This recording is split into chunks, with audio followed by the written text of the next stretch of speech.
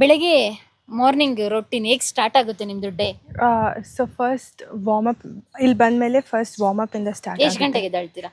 ನಾನು 6 o'clock okay. 6 o'clock ಎದ್ದೇಳ್ತೀನಿ. ಮತ್ತು ಎಲ್ಲ ನಂದು ಡೈಲಿ ರೂಟೀನ್ ಏನಿದೆ ಸೊ ಅದು ಫಿನಿಶ್ ಆಗುತ್ತೆ. ಮತ್ತು ಇಲ್ಲಿ ಕೋರ್ಟಿಗೆ ಬರ್ತೀನಿ. ಸೊ ಬಂದುಬಿಟ್ಟು ಇಲ್ಲಿ ನಾರ್ಮಲ್ ಬಿಫೋರ್ ಟೆನ್ನಿಸ್ ವಾರ್ಮಪ್ ಮತ್ತು ಟೆನ್ನಿಸ್ ಸ್ಟಾರ್ಟ್ ಆಗುತ್ತೆ. ವಾರ್ಮ್ ಅಪ್ ಎಷ್ಟು ನಿಮಿಷ? ಹಾಫ್ ಆನ್ ಅವರ್ ಇರುತ್ತೆ. 8 o'clock ರಿಪೋರ್ಟಿಂಗ್ ಟೈಮ್ ನಮ್ಮದು ಎವ್ರಿ ಡೇ ಇಲ್ಲಿ. ಸೊ 8 to 8:30 ವಾರ್ಮಪ್ ಇರುತ್ತೆ. 8:30 ಟೆನ್ನಿಸ್ ಸ್ಟಾರ್ಟ್ ಆಗುತ್ತೆ. ಸೊ ಕೋಚ್ ಬರೋಕ್ಕಿಂತ ಮುಂಚೆ ವಾರ್ಮಪ್ ಮಾಡ್ತೀವಿ. ಸೊ ಸ್ಟಾರ್ಟ್ ಮಾಡ್ತೀವಿ. ಶೋರ್. ಎರಡು ಬ್ಯಾಗ್ ಯಾವಾಗಲೂ ಕ್ಯಾರಿ ಮಾಡ್ತೀರಾ? ಹೌದು. ಇದ್ರಲ್ಲಿ ಏನಿರುತ್ತೆ?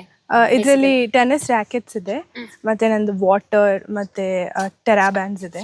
ಸೊ ಅದಿರುತ್ತೆ. ಮತ್ತೆ ಇದರಲ್ಲಿ food and clothes, change of clothes. Okay.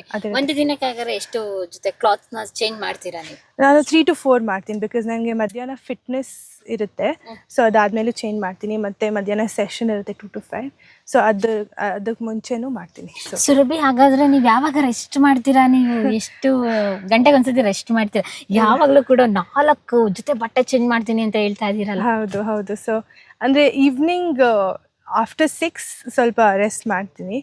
ಅಂದರೆ ಮನೆಗೆ ಹೋಗಿ ಡಿನ್ನರ್ ತಿಂದು ರೆಸ್ಟ್ ಮಾಡಿ ಬೆಳಗ್ಗೆ 6 ಗಂಟೆಯಿಂದ ಸಂಜೆ 6 ಗಂಟೆವರೆಗೂ ನೀವು ಫೀಲ್ಡ್ ಅಲ್ಲೇ ಇರ್ತೀರಾ, ಟೆನ್ನಿಸ್ ಕೋರ್ಟ್ ಅಲ್ಲೇ ಇರ್ತೀರಾ? ಹೌದು. ಓಕೆ.